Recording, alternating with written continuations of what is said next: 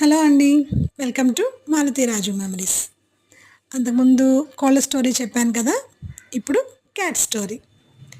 ఇది మదర్ ఉంది కదా, మా ఇంటి పక్కన వేరే వాళ్ళ ఇంట్లో పిల్లల్ని పెట్టింది.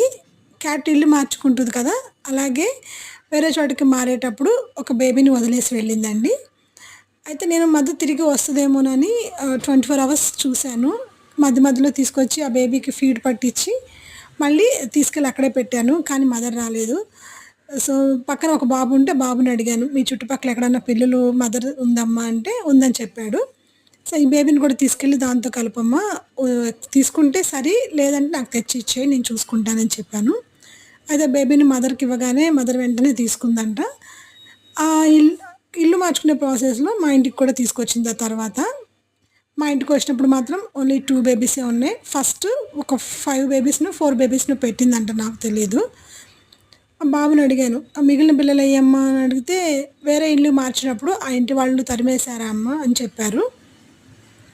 ఇక్కడికి వచ్చిన దగ్గర నుంచి మాత్రం చూడండి, ఇక్కడికి వచ్చి 2 మంత్స్ అవుతుంది. ఎంత క్యూట్‌గా ఉన్నాయో చూడండి అవి. ఆ కింద పడిపోయినయన్నీ కూడా అవి ఆడుకునే వస్తువులనమాట. నేను ఒక పక్కన పెడతాను, మళ్ళీ తీసుకెళ్ళి అక్కడే పెట్టుకుంటాయి. అవి మార్చొద్దంట. ఎంత బాగున్నాయి. మనం అవి మన నుంచి కోరుకునేది ప్యాంపరింగ్, కొంచెం ఫుడ్, అంతేనండి. మనల్ని ఎంత ఎంటర్టైన్ చేస్తాయంటే, అవి ఆడుకునేటప్పుడు మీకు చూపిస్తాను. ఎంత బాగుంటాయో చూడండి.